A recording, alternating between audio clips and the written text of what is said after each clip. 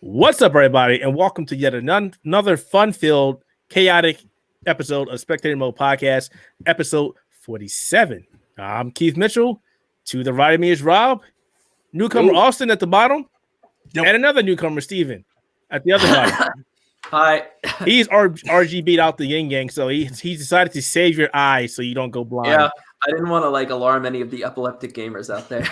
All right, folks. So Austin and Steven are two of the newest members of the Outerhaven production. So big yay for them guys. They're going to help us, hopefully, grow the site. And hopefully help me not go crazy or even more crazy. And we'll see how that goes. All right, guys. So beginning of every show, we do the same thing. We talk about the games that we played this week. This is a re-recording of the last weekend's podcast. So the games we played may be a little bit different. I know mine is. So actually, I'm going to go last. Steven, you're new. You go first. Oh, what am I doing? Oh, geez. Games we. All right. So it's topic number one, right? Games we played. Yep. All right. Hold on. I've been playing. Now I feel awkward. I basically played a bunch of online games because not a lot of stuff came out recently this week. I did play the Dead by Daylight update, which was it was like a matchmaking update. Wasn't really all that interesting. Did someone else play something better than me? I don't know. Steven, did you? What did you play? Oh, you didn't play anything, huh? So you didn't play anything. Okay. Yeah, I don't play video games. I don't like doing that. Wait a minute. You didn't hear what I was like. I called you again to see if you would say something else, but you totally didn't. So, okay. Dang. Austin, go ahead. Austin, what did you play? So I've been playing Dragon Ball Z Kakarot. I'm 25 hours in. Haven't really touched it since the last time we tried to record this. I did play through 1980X on Nintendo Switch. The review for that is up on the site. Go check it out. Pimp that out. Pimp it out everywhere. theouterhaven.net/1980X -review-short-lived or something. Just search it. You'll find it. Yeah. It was a game. It was fun, but the story wasn't.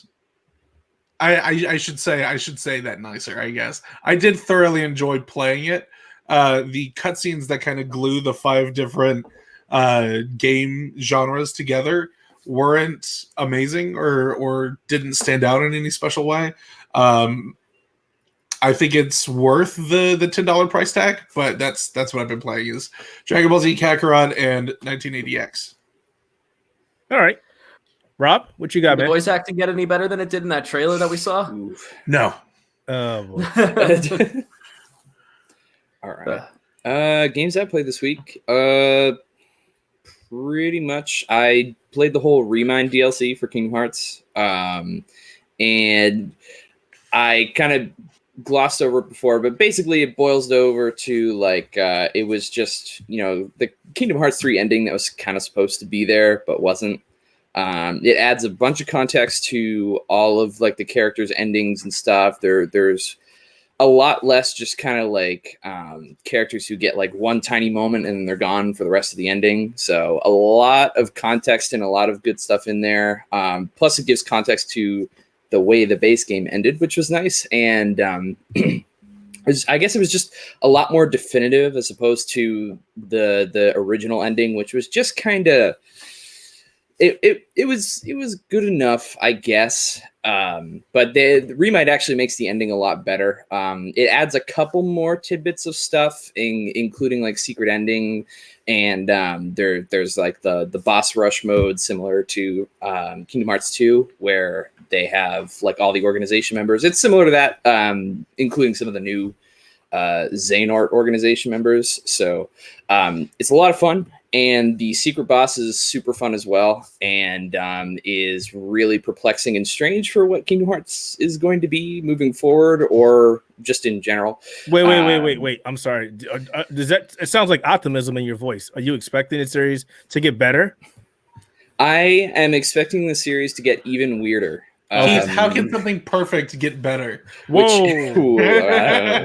perfect. I don't know about that. Actually, I do have a question about the Kingdom Hearts DLC. I I saw this picture of an anime boy sitting in a car that looks like Final Fantasy 15, but every time I type in Kingdom Hearts Final Fantasy 15, nothing comes up. That's because it's technically a reference to Final Fantasy versus 13, as opposed to 15, which is what 15 used to be until it turned into 15. So that's probably why. Why would it's kind of past that they tried to get rid of? That's so weird. It's like we figured it out, but we're proud of it. Well, they I guess they didn't throw it out. They just adapted it into a much more cohesive, different Final Fantasy, whereas 13 was technically a spin-off from the base game, or it was supposed to be. But it was something. It just became completely different. So they turned it into 15, but the reference is absolutely to Versus 13, and it's really confusing when you pair that with the original secret ending to Kingdom Hearts 3. So, yes, there is the... Oh my gosh. Oh gosh, that secret ending, I forgot about it. Oh. It's just like a homage. There's no... Like, all right. I was always wondering because like they try to relate like Final Fantasy into it, but all I've ever really seen is like Cloud and like the classics. I don't know if they've added any of like the more recent Final Fantasy characters into that game. No, not really. Not since 2. Just because 3 was strictly Disney. There were very, very little. I shouldn't even say it. There wasn't any Final Fantasy in the base game for 3. They added the characters back for the Remind DLC, but in a very small way, so that it doesn't really matter. I guess we're just turning this into the Kingdom Hearts 3 Remind segment, but no. It's actually great. I wouldn't spend $30 on it, so I would wait until it definitely goes on sale or something, or just the price goes down, because it's really not worth the price for what you get. Even though it does have some great additions to it, it's not worth $30. I was gonna say $30. I don't know about that. Yeah, it's real bad. But yeah, it was great, and I'm really confused and scared for what the future will be for Kingdom Hearts, because they are gonna make more, because reasons. What did I also play? I'm still going through Life is Strange 2. I got 1 episode left. And I'm still really liking it. It started off very slow. But it's starting to finish relatively strong, so I'm enjoying my time through that. And Resident Evil, I saw you. Oh yes, that's right. Yeah, because I finally jumped in because I told Mace I would finally do it, so I did, and I'm enjoying it.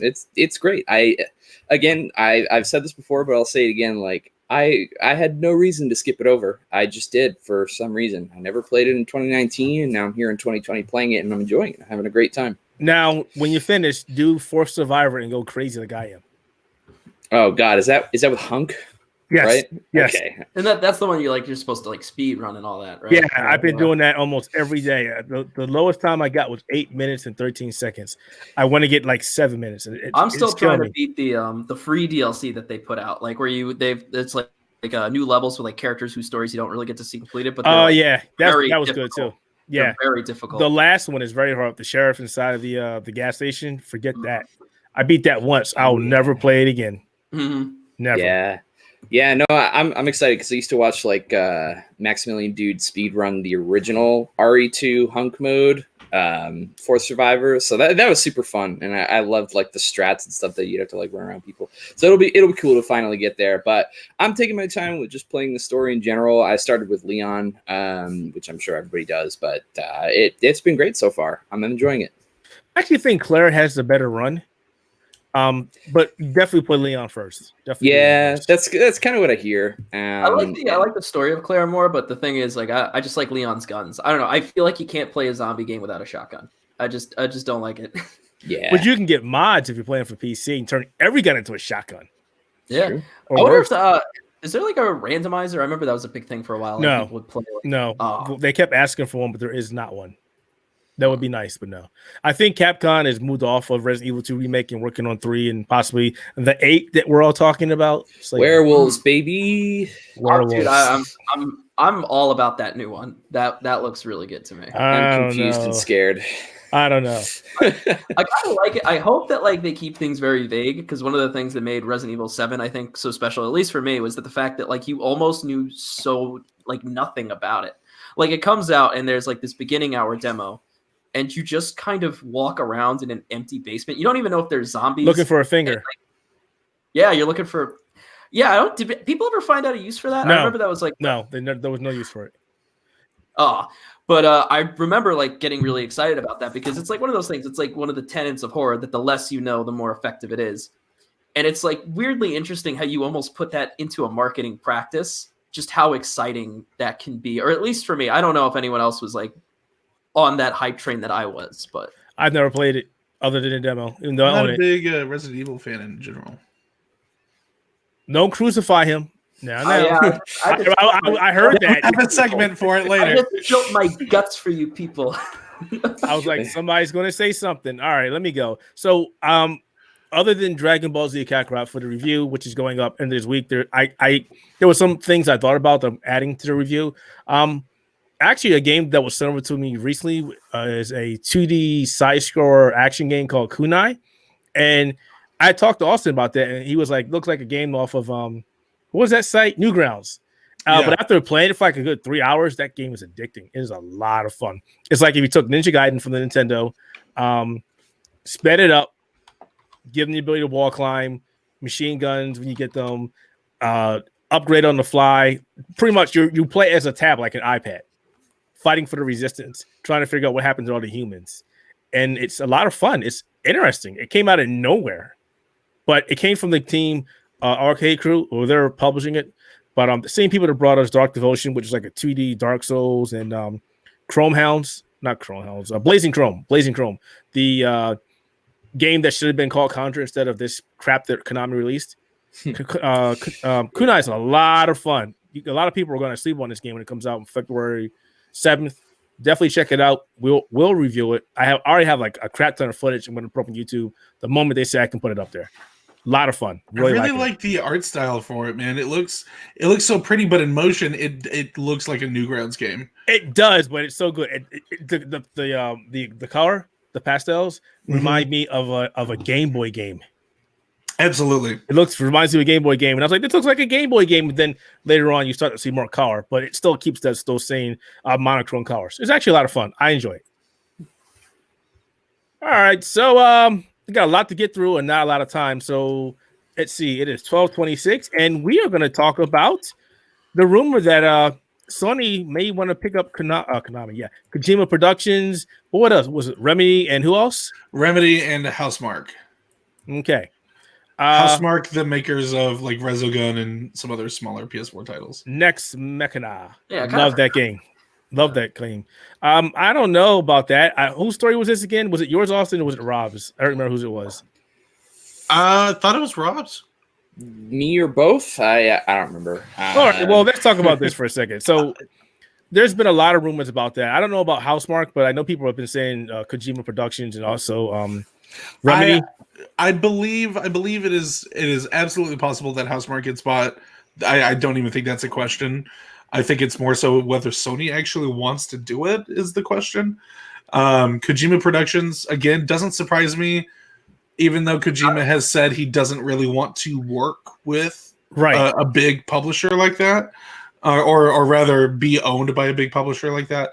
The one that I'm like, there is no way in hell is Remedy. I cannot see Remedy being me neither. by Sony. Me neither. Remedy is doing well.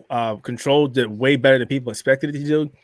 I think they like their independence and they will do big things, being able to give their games to all sides of the platform wars, you want to call it, Xbox, PlayStation, PC. I think, see, if you went with Sony, and I'm not trying to say Sony is bad, but Sony doesn't really like to play for everybody else. They don't have the same stance as Microsoft has right now. So if they were to buy Remedy up, you're probably going to see the end of anything on any other consoles or any other platforms. Well, I mean, thinking about it just now, sorry to cut you off, Keith. Like to me, it would almost feel the same way like Microsoft buying Ninja Theory did. Right. Which I don't agree with. My stance is I don't agree with first-party companies picking up third parties. I don't like it because, especially, okay, if it's a third party going under, I can see that. But if it's a third party that's doing well, they got games on all platforms, and all of a sudden you come and you scoop them up, and all of a sudden it's like, oh, sorry, you can't get this game on this platform anymore. I mean, that's just like, say, somebody picked up Capcom. That would be dangerous because pretty much if somebody picked up Capcom, say goodbye to Mega Man and your Resident Evils and whatever on any other platform other than PlayStation and possibly PC. Xbox, forget it. Nintendo Switch, whatever, forget about it. I don't like that idea, so I'm totally against them picking up Remedy and also Kojima Productions. Well, actually, I heard I'm on your side on that, but I heard a very interesting counter argument to that, and that is the idea of like a system seller. That like a lot of the industry is moving towards these like multiplayer microtransaction games, where the idea is to kind of hook people, but there's not a lot of games that are driven with like a narrative artistic experience unless they're like in the indie sphere. And the only real motivation left for companies like Sony, like Microsoft or Nintendo to make games of that magnitude to grab people with like quality like that is if they're a system seller and a console exclusive. I don't think it's like the best argument, but I always thought it was an interesting one, like worth bringing up.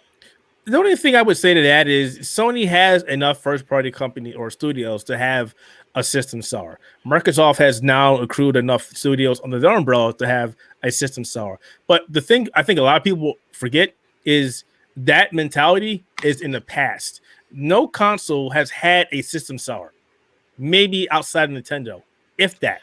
I disagree with that a lot, man. I think Sony kills it with their exclusives. Like, it's the reason I own a PS4 is to play God of War, The Last of Us, Spider-Man, that kind of stuff. Yeah, I'm in the same spot. No, I mean, that's great. They're great exclusives, but is there any one game that when the PlayStation first came out, is there any one game you could say, I'm buying a PlayStation because of that?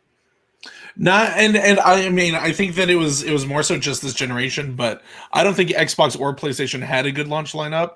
I think that we'll see that change with the PS5. I don't think the PlayStation 5 launch is going to be fair though, because they've already said all our games are PlayStation 5. You either get on board or forget about it. So right. Whereas like Xbox is like Halo Infinite being the biggest one will be on everything else. It'll be on Xbox One. It'll be on PC. That kind of thing. Yeah. I think PS5 launch sees the release of Horizon Zero Dawn sequel, or at least in that window, and I think that sells units. Okay, fair enough. Yeah, it's interesting, and we'll be talking about this a lot more in later shows. The approach that Microsoft is taking versus Sony's, because we all know Microsoft wants to just sell games to Sony. I think they want to break the mold. And Microsoft just wants to sell games, man. Yeah, they don't care who to. Sony wants to sell hardware, which is something that companies do, but they all realize that we always lose out on. It looks like Sony was like, you know what? We're going to sell our hardware and be done with it. So it's two sides of the coin here. Microsoft is all about buying into our ecosystem now, and right. Sony's like, just buy our hardware now. So yeah, that'd be interesting going forward.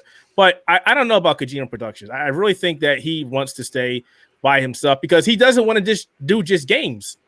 He wants to do movies. Right. He wants to do multimedia stuff. Like, yeah, you know, if he wants to do a comic book, he wants to have the freedom to go and do a comic book. Right. Or like you said, movies, that kind of stuff. Yeah. And I mean, there were some rumors a while back where PlayStation was interested in getting into things outside of just video games. They said they wanted to start like a multimedia portion of their company. They wanted to do like TV series and stuff for a while. I think that was a rumor a little while back. It's been a long time, but I honestly don't think that would be like the push to get Kojima to get bought by them. I really just think like those two, like Remedy and Kojima Productions, they pride themselves on their independence. There'd be no way that they would even consider that kind of deal.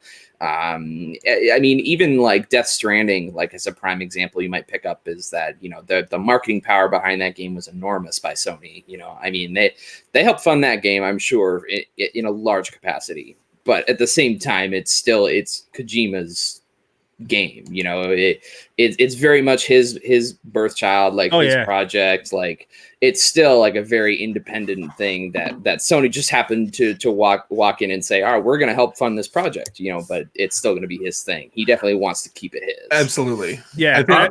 The one thing I would say is that it feels like, at least to me, that I think the general public perception of like headlines tomorrow, Kojima Productions bought by Sony, most people would go, I thought they already were. But I actually just personally, when I see like Death Stranding, I think PlayStation. Like it's not even like, it doesn't even skip my mind. Like I think, oh yeah, Death Stranding. It's like kind of like almost a perception thing. I don't think that they have like, I could see Kojima Productions maybe trying to like push out to other things. I don't think he would want to try and box himself in with Sony, but I feel like it's more of like an encroaching thing, I guess, if you know what I mean. Like piece by piece, it's slowly going to be like eroded away. And he's like, all right, just snatch it up. And that's not necessarily saying he's going to shy away from exclusives. He can still do an exclusive game for PlayStation if they give him the money to do it. And that's what I was going to say, exactly, because they can do exactly what they did with Death Stranding, do exactly what they did with Street Fighter V.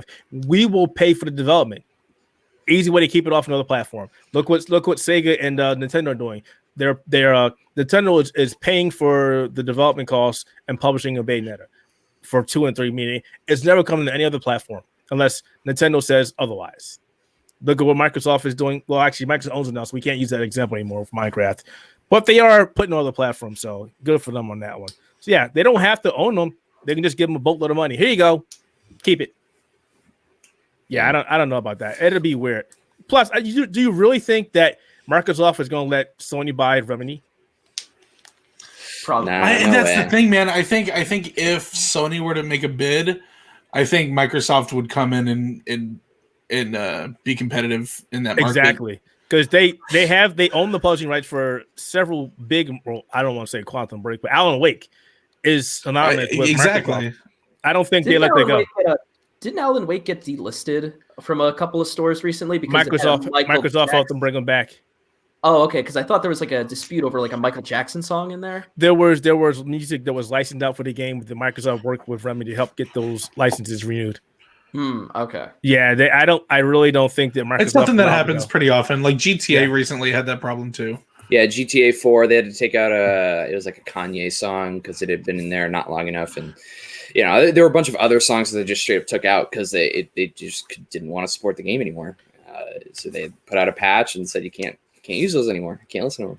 Yeah, it's one of those things. It's really weird, but all right. Yeah, so I guess many of us are like, so I don't think they're going to buy any other than Housemarque. You guys. I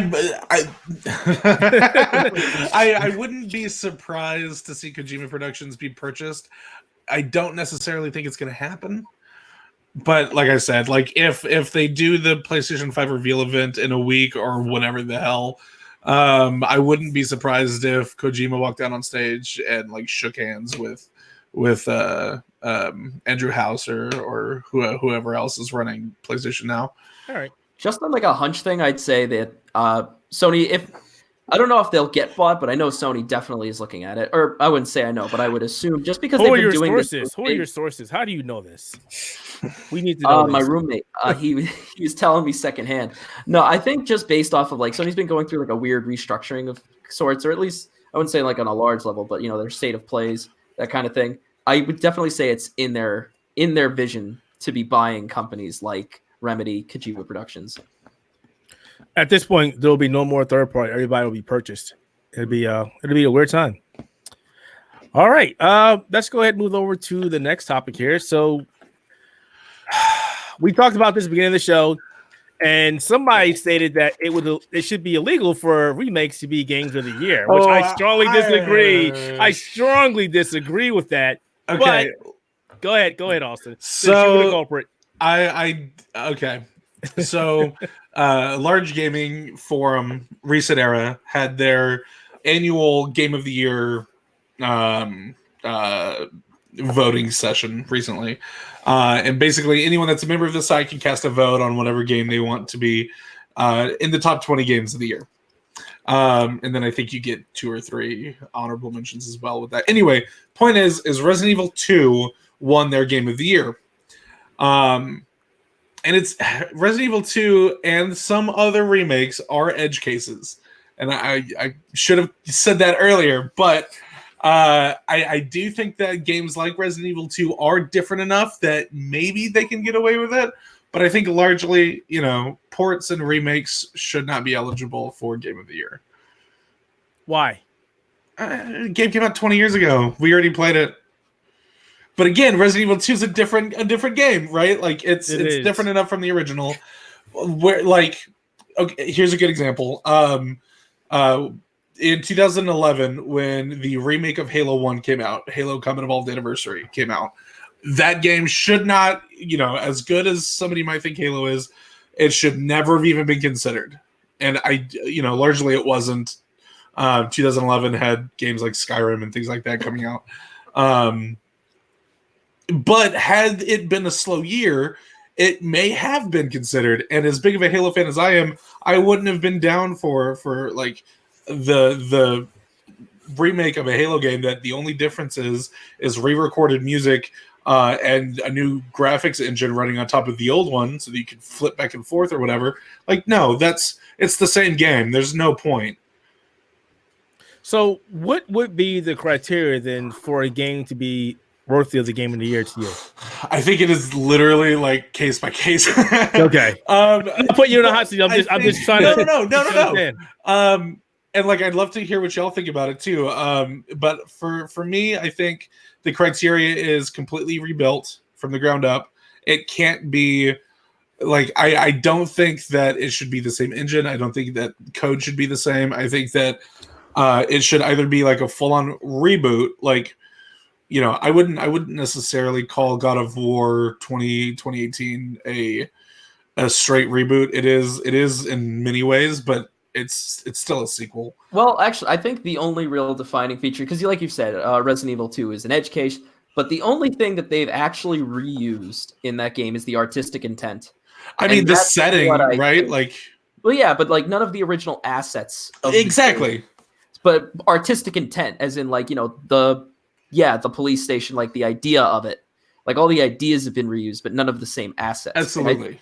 And I think that I'm not a big fan of gatekeeping things. Like I advocate for the stupidest stuff. Like when people were talking about Smash winning the 2020 or the 2019 Game of the Year awards when it came out in 2018, even I was up for that. But I think that remakes occupy like a weird space.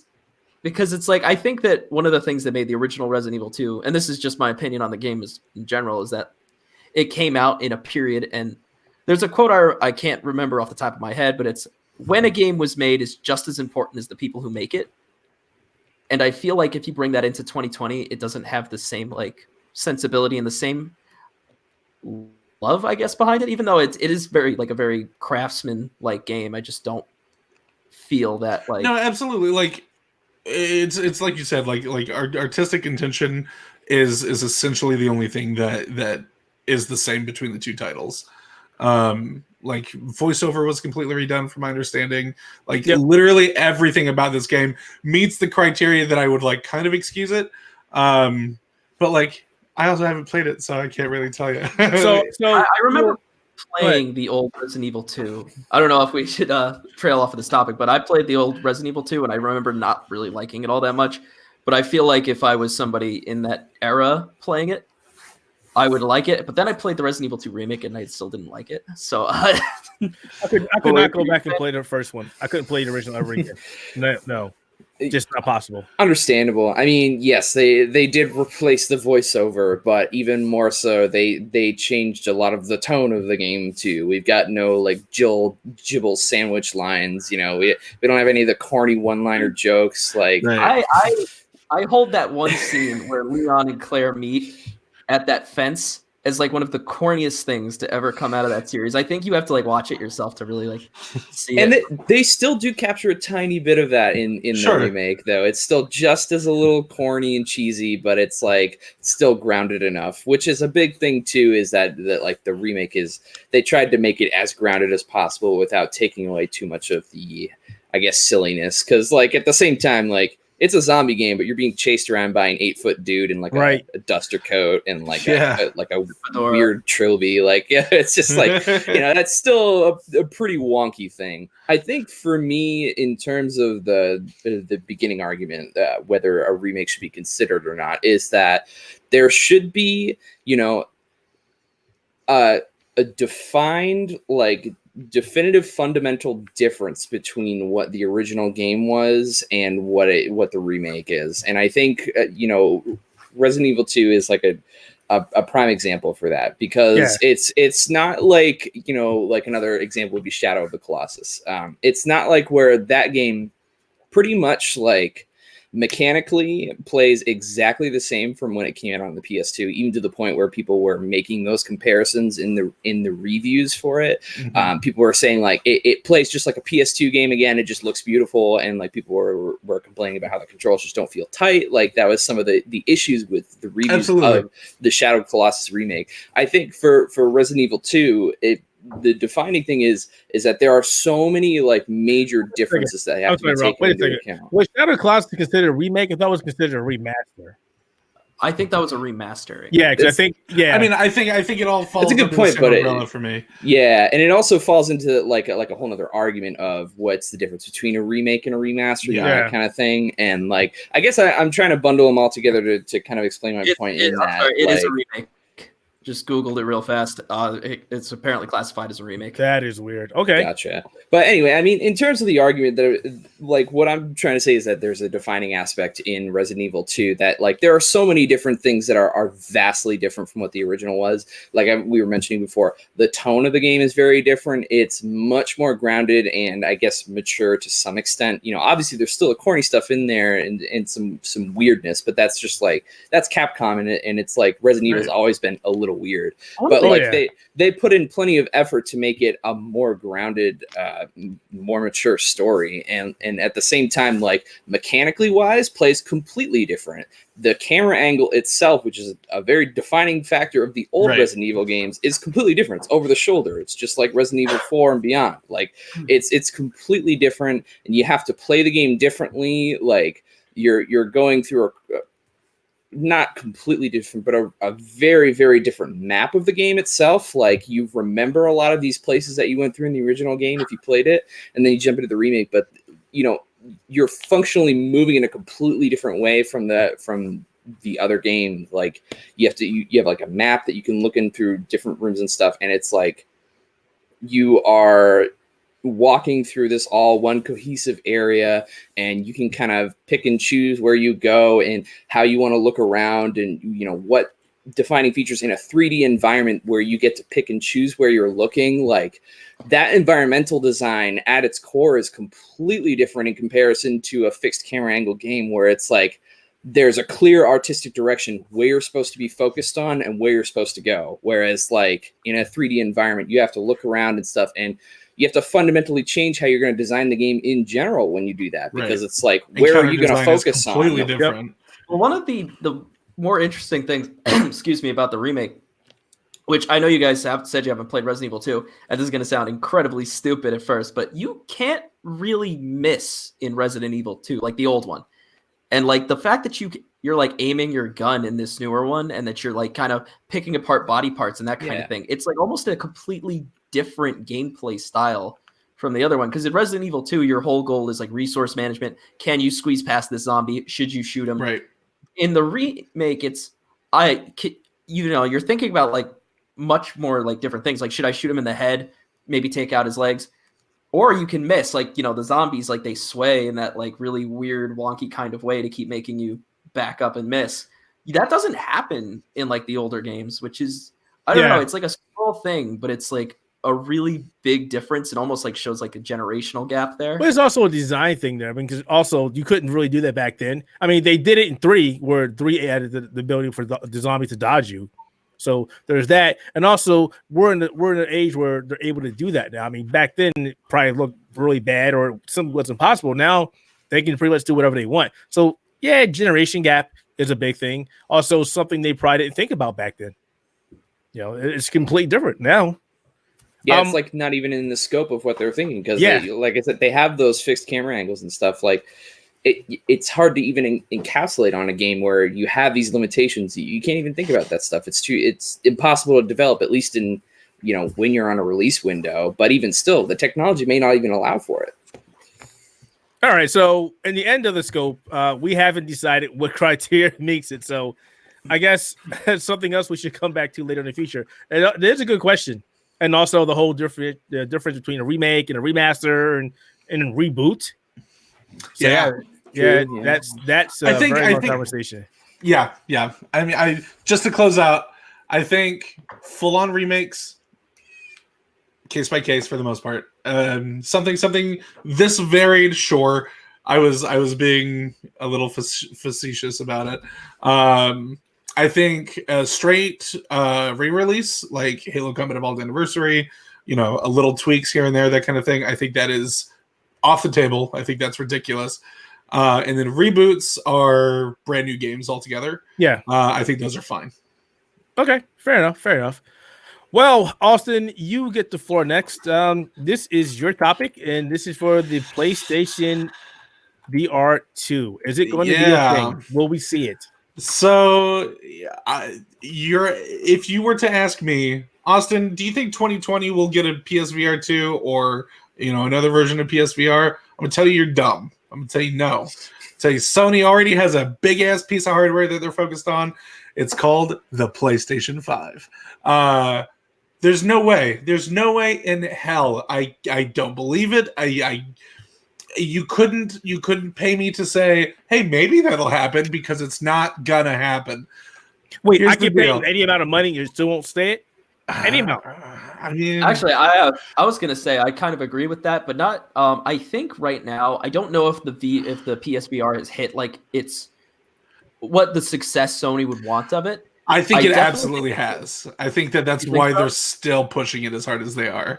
Whereas like the Vita is like they're done with the Vita.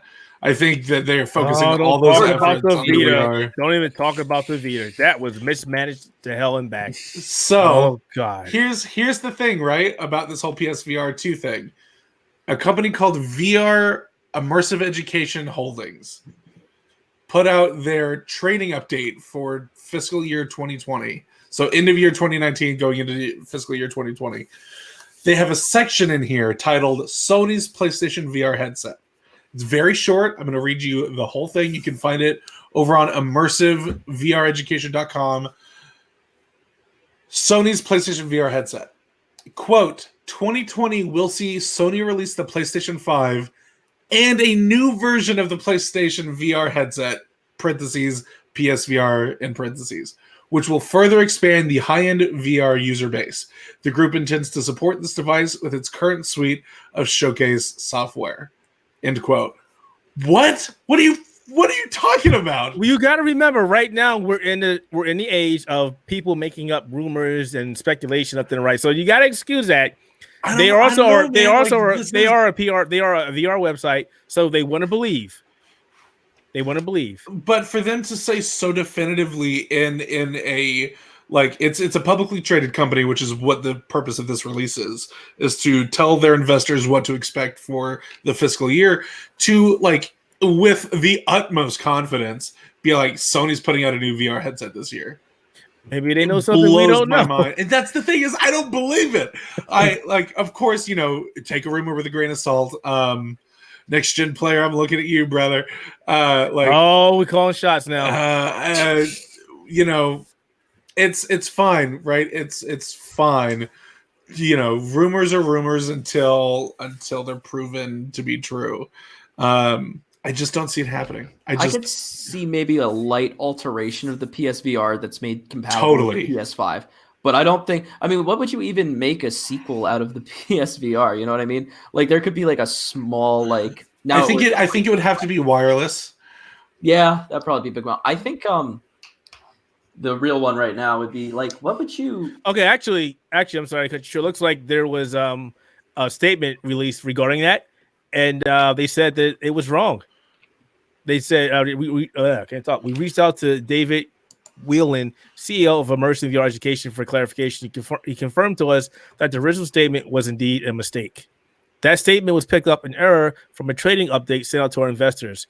He told us in the email. We mentioned to our investor relations company that we fully intend to support the PlayStation 5 with our current software, our current suite of software. We're not confirmed there is a PSVR 2 version 2 in the works. So signals crossed. We got caught for pants down. I take a shot for Austin right now. Can't stand surprised. I mean, right. But if Sony, if you are partnered with a company to make software for somebody's hardware and you let slip that they have new hardware coming out before they've announced it, they're going to get a hold of you and make you correct it, whether it's true or not. True. Yeah. I would also like to repeat that I don't think it's fucking happening. Excuse my language. There's no way. There's no way. Do you think Sony is vested in VR? Yes. I think that there will be a PSVR 2, not in 2020. Oh, it can't be 2020. It's too soon. right after the PlayStation 5, I'm saying $499, not $450. You think somebody's going to buy a PlayStation 5 and then buy a PlayStation 2 VR? Right, back after back, like that. Right, that's the thing. And then what? You bundle those together and sell it for $1,000? Nope. Maybe throw in 2 games. Like, there's no way. Unless it's such a minimal update to the hardware to the point where it's almost exactly the same, then they could possibly bundle it together. But even then, they're still going to sell it at a loss.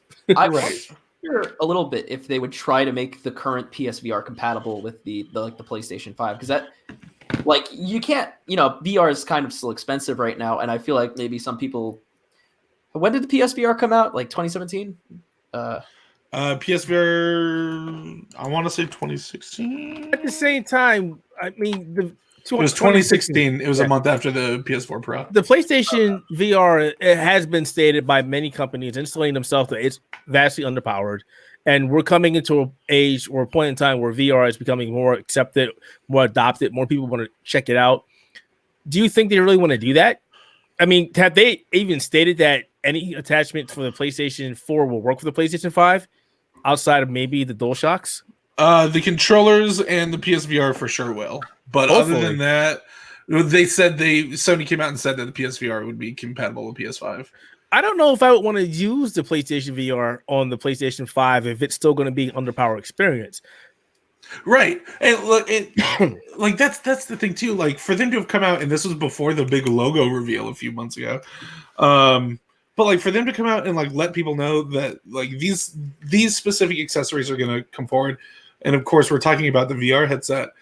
Like, why would they spend the time and money to put out another headset if the previous one's compatible? I'd be surprised. I'd be extremely surprised if we don't see a permanent price drop on the VR this holiday. No way, we won't see it. As long as they can drop to $200. We'll see a promotional price drop, but it's going to go right back up. Because we saw it last year. We saw bundles for $200 to sell it, and they sold out. I mean, I bet they do it. I don't think they'll keep it, because as long as the PlayStation 4 is still going strong, but they need games. They still need a lot more games. I mean, they have some decent games, but I mean, the one game I played the most on the PlayStation VR is other than Astro is Blood and Truth. Other than that, there's nothing really I want to play on PlayStation VR. Well, Beat Saber, it's still very gimmicky right now, but I think that we're starting to come around. Games like Half-Life Alyx and stuff like that looking very promising. I think that we're going to see a big surge in the VR space here pretty soon, where people are finally figuring out how to make a really solid game in VR, like with great examples like Astrobot and Moss and things like that existing. I think Half-Life Alyx is just going to add to that. Oh yes.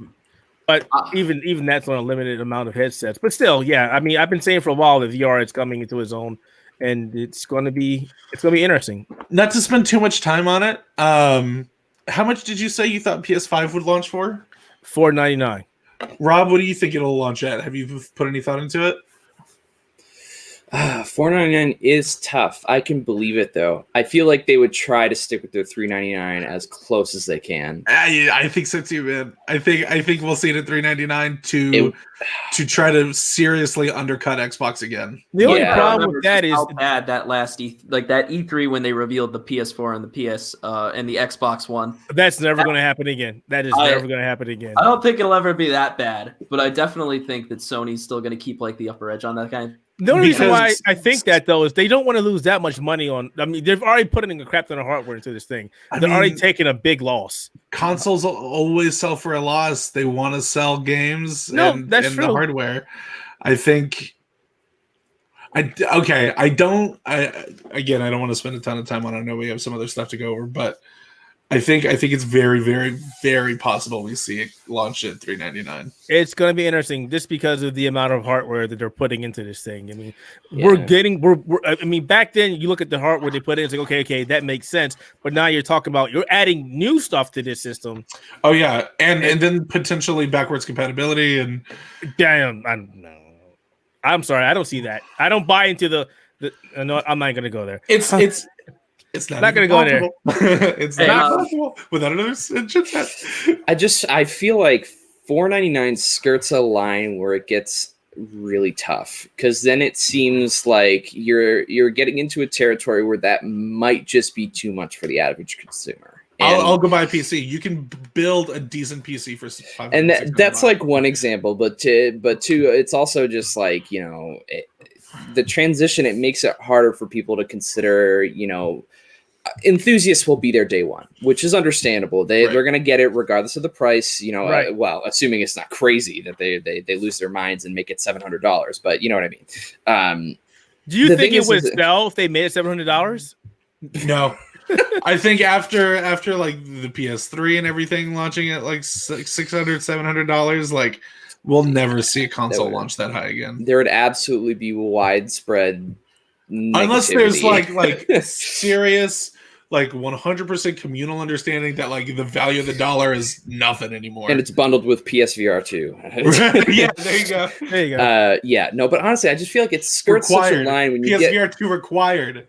Yeah, we can see that it gets so close to a line where you start hitting the 500 mark, and then you think like, okay, so what's comparable to $500 that I could rather spend on right now? And it's like you don't really think about that at $400, but it's still it doesn't feel like you're putting that much into it. Once you start getting into $500,000, then you have to think about and really consider, okay, maybe, and this is like on all financial levels. I'm not saying specifically like middle class won't be able to afford this, that's not what I'm saying, but I'm just thinking like in terms of that, it gets so much tougher for people who are not a hardcore enthusiast to consider buying it on day one. It has to be attractive to the more casual audience on day one, which is why I also think that Xbox Series X will not launch at anything more than $400.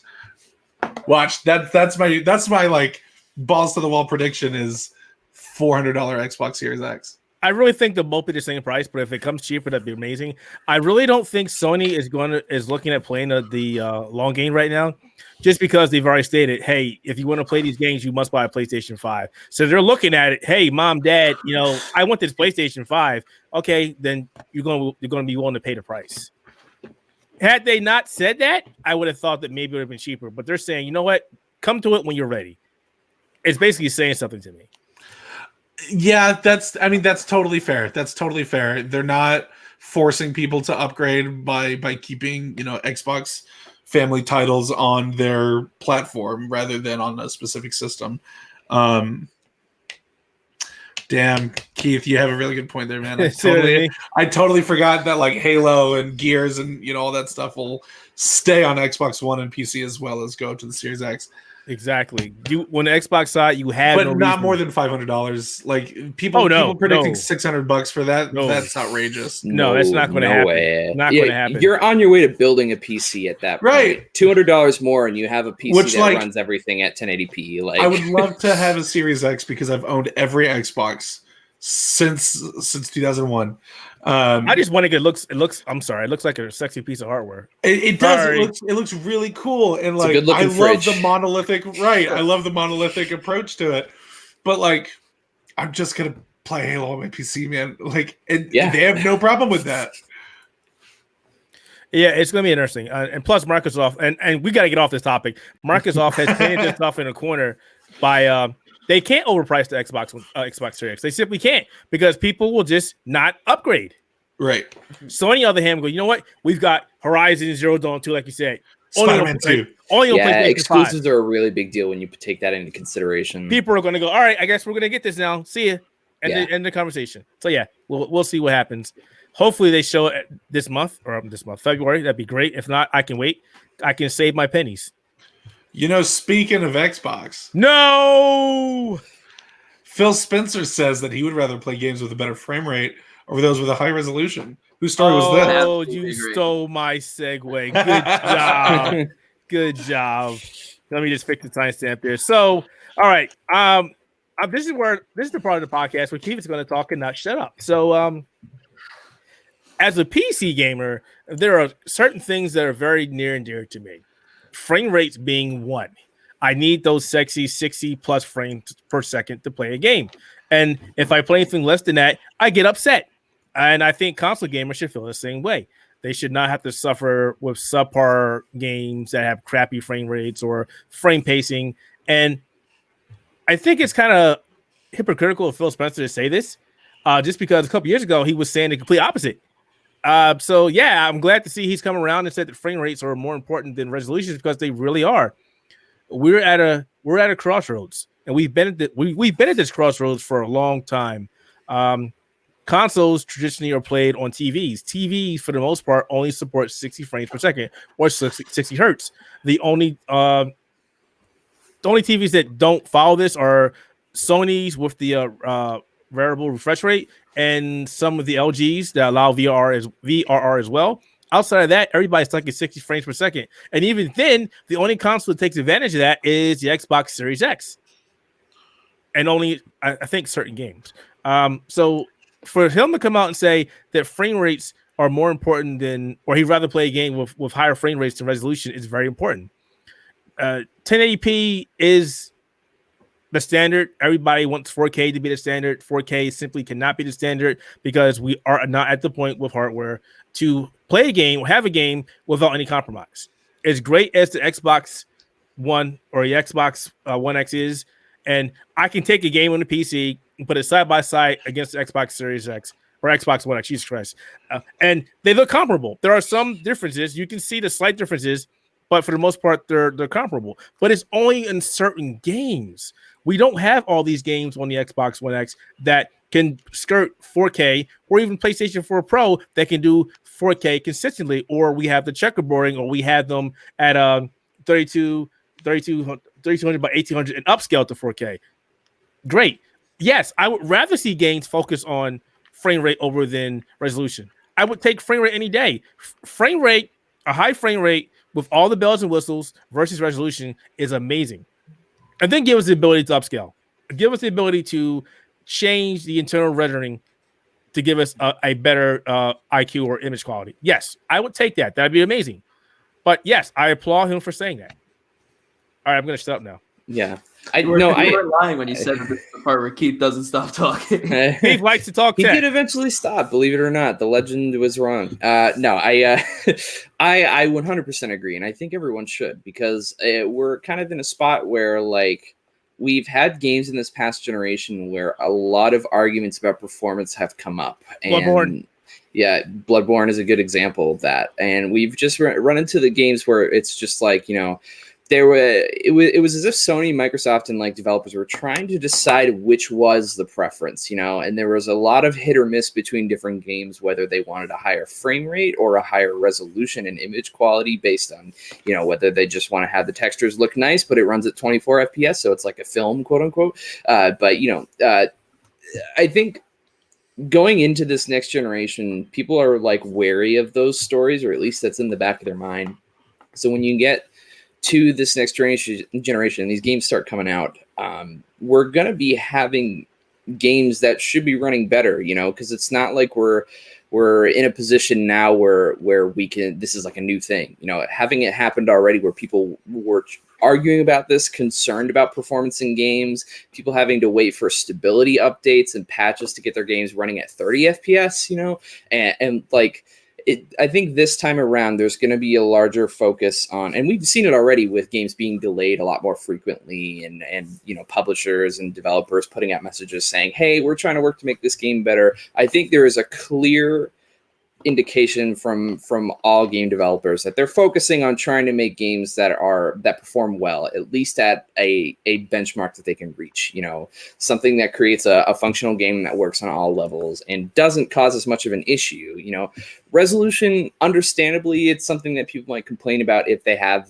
you know, a 4K TV and they notice that it looks different, you know, the enthusiasts out there who are worried about this, it makes sense. But to a general consensus, like, everyone is worried about how a game is going to function. If it doesn't function great, you know, then it's something that everyone can complain about. It's not somebody who just owns a 4K TV is going to complain about the resolution. You know, other people, you know, who have a 1080p TV, because that is the standard right now.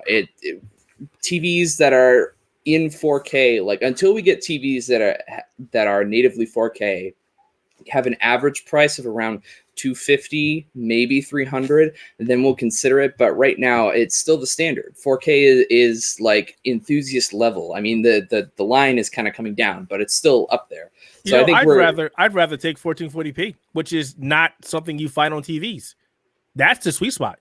Yeah, because it's just such like a middle man. Like it's not worth like the price if you're just going to get a 4K TV that's only a couple $100 more, you know, that kind of thing. It skirts a weird line. But I think like with the way it's just been argued about this generation, we're not going to see too many frame rate versus resolution. I think we're just going to see a clear focus on frame rate in a game that runs well.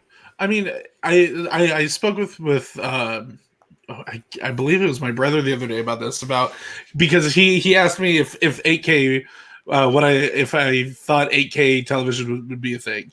I was like, it's already a thing. We have, LG has demoed 16K television. I was gonna say we got 16K TVs. Like it's eventually going to get to the point where an image can only be so clear that it's not what we worry about anymore. Just like it used to not be what we worried about. We worried about the color gamut on televisions forever ago, which is more important than resolution.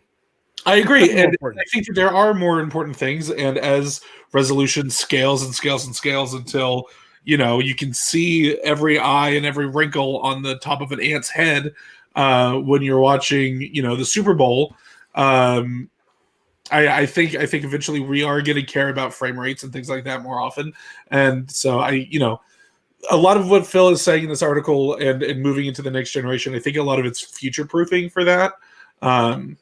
Because I mean, I'm in the same boat. Like, I'd much rather have 120 frames at 900p than, have something running at 30 frames at 4K. Oh, hell yes. Well, actually, I know this is probably like going back a little bit, but I was actually playing Infamous Second Son over the weekend just because I like that game. And that was a game that picked resolution over frame rate, be it like, at the start of this generation. Uh-huh. And that game is almost like I don't know if maybe it's almost impossible to look at it sometimes. Like every time you'll do like a super move, the whole game like will stop and play like a PowerPoint presentation. And yeah, I remember that a lot when I first played the game, because there's a lot of particle effects in that game because you're a superhero, and there's a lot of like electrical elements and stuff like that. Just stuff that like looks really fancy, but the game would chug a lot. And this is just from standard PS4. Oddly enough, I haven't really seen a game that looks better than Infamous Second Son, though. It's like weird because, like, the whole we had this long generation, maybe like Uncharted 4, but like I haven't really seen a game look better than that, and that's weird to me because it's like this whole one of the promises of next gen was like it's only up from here, but when you look at it, it's actually like it plateaued pretty quickly. I think that was Spider-Man on PS4 Pro at 4K is sexy. But at the same time, listen to what you just said. You said on the PlayStation 4 Pro. Right. Which is cheating. Made to take advantage of that. And with the SSD that I put in there. Yeah, it was made to take advantage of that. Second Son, when it was made to take advantage of the PlayStation 4 hardware. And then that was it. It was no PlayStation 4 Pro optimization. And this is what fans are looking for when they go into the next generation. We will have a game that's made like Second Son that isn't handicapped by the hardware. This generation was the promise of that, and we didn't see it until the end of this generation, and even then, it was too late. Now everybody's looking forward to the next generation. It was like the hardware. It was like the hardware that was, collectively agreed upon, be it Microsoft or Sony, for this, the 8th generation of consoles, the Xbox One and PS4. It was almost like, it's not uncommon knowledge that whenever you buy a PlayStation 4 or an Xbox One on launch day, that hardware is already a few years old, and for good reasons. A part of it being that it's well tested and well understood and easy to develop for, or easier to develop for than completely brand new stuff. I think it was stuff that was a little too old. I think the generation started at a weird time when we do have 4K becoming more typical, and we do have frame rate being more important, and particle effects, and just what can't we fit on a screen rather than how much can we fit on a screen becomes the conversation. I think the hardware generation was just kind of doomed at that point because of when it started. I think had it waited another year, I think it would have been completely different. this is less of like a technical thing, but one of the things I noticed when I play a lot of games, especially ones that look very, very nice, is that I really, when I'm playing games, I don't take in a lot of that stuff. Like, I don't like think, oh, look at the electricity coming off of that pole. And I kind of wonder if like maybe pushing for the frame rate is better on maybe just like a gameplay level. Because you look at like, it's kind of like when you go to like Best Buy and you look at the 4K TVs and you go, wow, that looks so, it looks so good. But like then you bring it home and it's like, I don't know, the appeal goes away once you actually put a TV show on it because you're paying attention to the acting, the writing, the characters, and it all just sort of disappears, I guess, once the fluff is gone. It depends. I would say that is possible. I've had that myself. But there's a couple of factors on that. One of them is calibration. Make sure it's calibrated because you can have a great TV at home, and the people at Best Buy, not they always do, could have it calibrated and it pops just like it's supposed to. You bring it home, and there's a lot of work you got to do, and you don't want to do it, and the setting doesn't look the way you want it. Also, the media. For example, I was watching The Mandalorian on Disney Plus, and when I was watching it on my TV, and it switched over to HDR, and it was like, wow, this looks really I was gonna say good. The blue shrimp in like the third or fourth episode with my HDR 4K TV that I just bought in my living room. I was like, whoa! Like I was like, I'm a believer. Okay. So it really depends on the media, the delivery method of the media, because right now HDR is really making things pop. But if your TV doesn't support the HDR, if you're early adapter of 4K, you don't have that, or if the content doesn't support it, then you have a problem, or you're just not getting the full benefit. Same thing with games. We're seeing more games now in HDR, but some games that support HDR also have a downside where it doesn't perform as good as maybe it should because of HDR.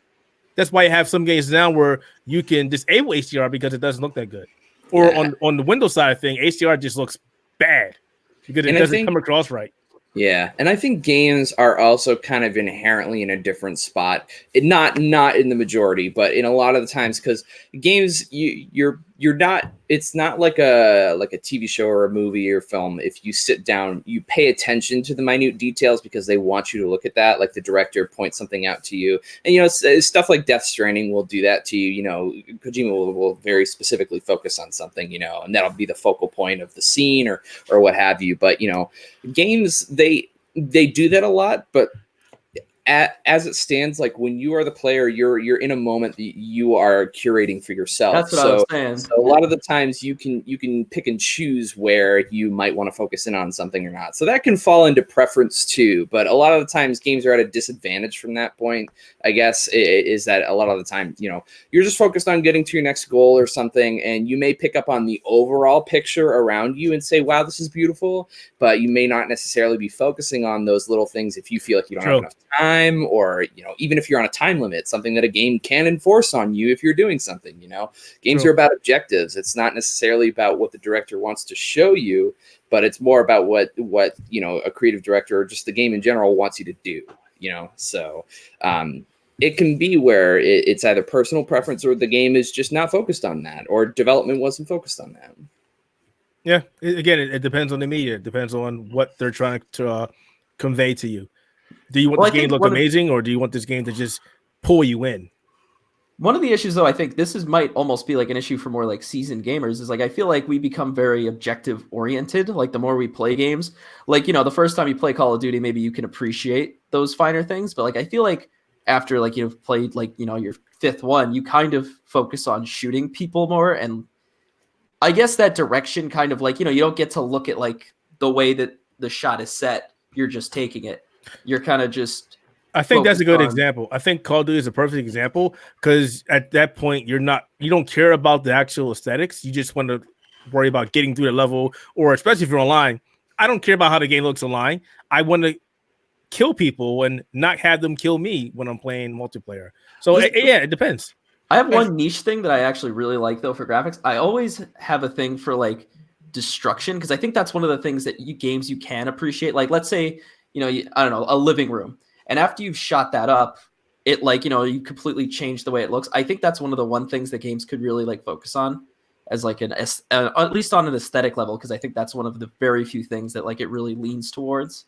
Like, you know, once everything's done, you like look over things. It's a very niche thing, and I think I might be the only person who ever actually like looks at that kind of thing. But yeah, no, I agree though. I think like functional appreciation is something that's very different in comparison to any other media, where it's presented to you as is, whereas like a game you can kind of curate your experience in some ways, and you know, things can be different between people. You know, you might see one moment in a video game and be like, wow, this was so impactful to me, and then another person will be like, I was just waiting for that cutscene to be done so I could get to the next part. You know, it's just like those little minute differences. Something about not being able to skip cutscenes, that needs to be a thing that goes away.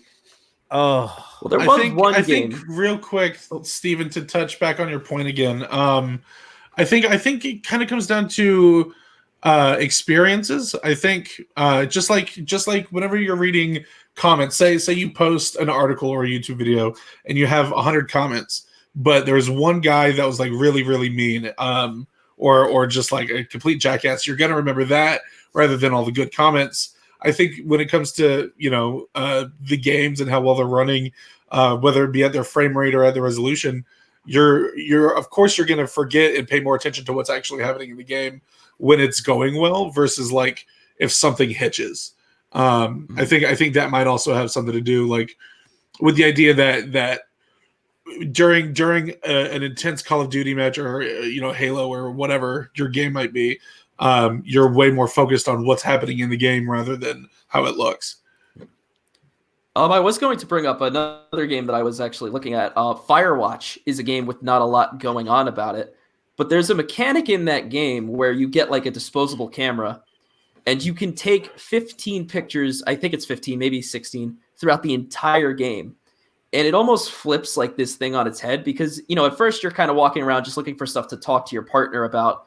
I don't know if any of you guys ever played Firewatch, but I've actually watched it. I was actually wanted to play it. I was following the development of the game for a long time, and then when it finally came out, I just never played it.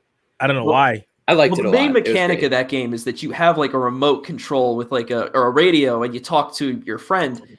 And the whole point of the game is you're looking at things to talk to her about. That's in a vague sense what it is. But once you get this camera, you kind of start like taking pictures, and you start looking for like picturesque shots of the area. And I think that like certain games could use that kind of thing. I've always been a sucker for like camera mechanics, especially when they like play like the roll of all the photos you've taken during the credits.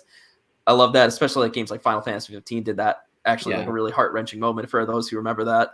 But Firewatch kind of turns it on its head, and it's like, you know, take these pictures, look for the best shots you can see. Yeah. And, you know, then you get to remember your in-game vacation.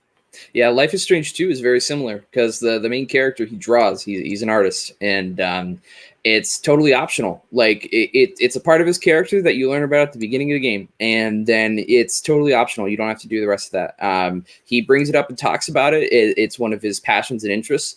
But the whole, like, there's never a portion of the main story that focuses on that. And so you can choose to, if you're playing the game, like Life is Strange is always about narrative complexity and choice. And it's all about dramatic moments and you know, over the top things that can happen to someone. I mean, that's the point. Life is strange, you know. Mind if I ask, is like the drawing interactive in any way? Or because Red Dead Redemption does like a Red Dead Redemption has like a similar thing where like if Arthur comes across like a ruined building, he'll like draw it in his notebook and like close it. So interactive is a very good question because it is technically interactive, but you look at a thing, you press and hold A, and then you wiggle your little stick until something happens. You don't actually, you don't have any freedom. It just does what's it's like spraying and paint in Infamous. Yeah, pretty much. But still, you know, it's not something that just happens. You can activate it and do it if you want to, you know. And some characters will talk to you about it. If you draw someone, they'll be like, "Hey, what?" You know. Just a basic example, but it starts a dialogue tree with them that wouldn't happen otherwise, you know, and you can choose to focus on these things, and it can sometimes impact the way a game does, you know, present itself to you. It could change. All right, we're gonna reel it back in, guys. We're totally off topic now. Anyway, we had one more topic. I don't think we're gonna get to it. I really don't think we need to get to it because I think this topic has been beat to death, and it's not really worth because it's kind of I don't want to say fake news, but there's more to this survey at the GDC than anything else. So there's a lot of conjecture surrounding it. It's not really worth kind of beating a dead horse. You're right. Yeah. So we're not going to talk about that. So let's toss out a bonus round question real quick, and then we will head out of here. One game you're looking forward to in 2020 that is not one of the popular games. So when I mean popular games, I mean like Final Fantasy VII Remake or Cyberpunk. No big game, smaller game. Is there? I got one to start. Go ahead. I'm excited for After Party. It's this indie game. I don't know if you guys have ever played Oxenfree. Oxenfree it was like a little bit of a time narrative game. After Party seems like a very humorous kind of take on narrative games. It's about these two teenage college kids that go to hell, and they find out that the only way out is if they can outdrink Satan. And it's a very it looks very quirky. It's like you knock back drinks with people. I think let me see, when does that come out? It might already be out if I wasn't paying attention. Release date. Oh my God, it came out in October 2019. I guess that shows how much I was caring about that. Guess I didn't care about that game as much as I thought. I was like, okay, that's coming out in 2020. I was really excited. I do have one. Go ahead. I did not think I did, but pulled one out of my butt. The Last Campfire from Hello Games.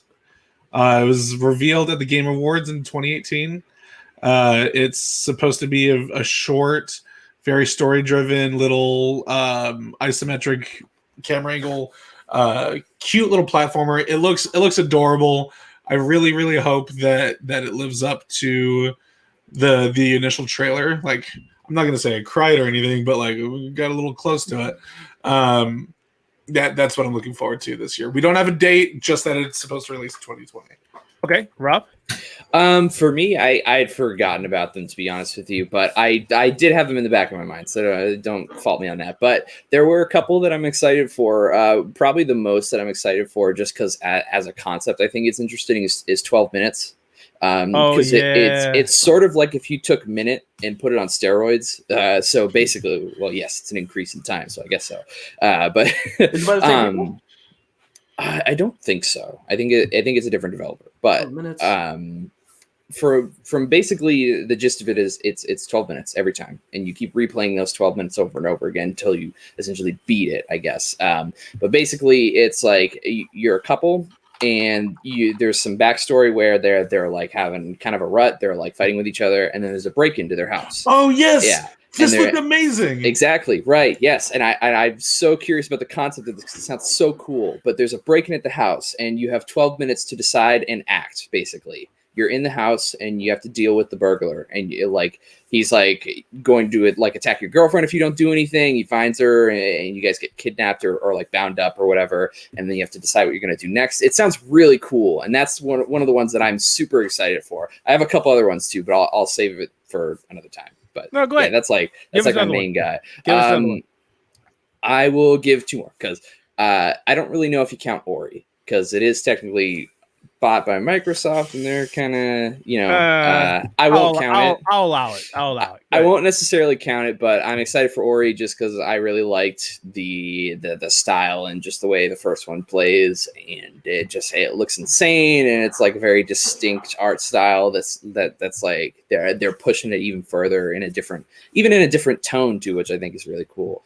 And then there was that, and there was this other game called Spiritfarer, which is basically just like it's a bunch of animals who create a community on a boat, and basically you build up this boat by creating their own like little homes and rooms on top of this boat. So it's like a community builder, but they have like their own emotional moments that happen where characters interact with one another, and like they have like their own little pieces and stuff. And it just seems really cool because you kind of build up this community on this giant boat, and each have their all like little family rooms and stuff. It seems really cool. But yeah, right. Those are mine. All right. I don't know if this game is going. Oh, sorry, we're about to end. No, go ahead. I had one thing. Go ahead. This game is not confirmed for 2020, but I've got like a hunch. People have forgotten about it. Deathloop. No, that was one of my games. I did not forget about it. I think the world's kind of forgotten about it. But that trailer was like one of the more interesting things I've seen. It was, there was these two assassins that are stuck on an island, and they only know that they have to kill each other. But every time they kill each other, they reset to the moment they woke up. Yep. And that looked very exciting. And I actually have a very strong hunch that we're going to be seeing that this year. I really hope so. But that's being the developed here in publishing. Austin. Yeah, Arcane's doing it. Yep. I hadn't seen looked anything really about cool. that looks interesting. There wasn't much gameplay of it, was there? I think it was just the there was trailer. none. It did look really cool. Don't get me wrong. I just say, I I'm haven't a seen the sucker game for yet. like bizarre concepts like that. I'm a sucker for them. Yeah. Yeah, it was really sad when I was like, I was hoping they would talk about this game more or show more of it, but they haven't. But there's a game show coming up. Excuse me. What is it? February 6th. Forgot what it's called. The Paley. I'm probably saying it wrong.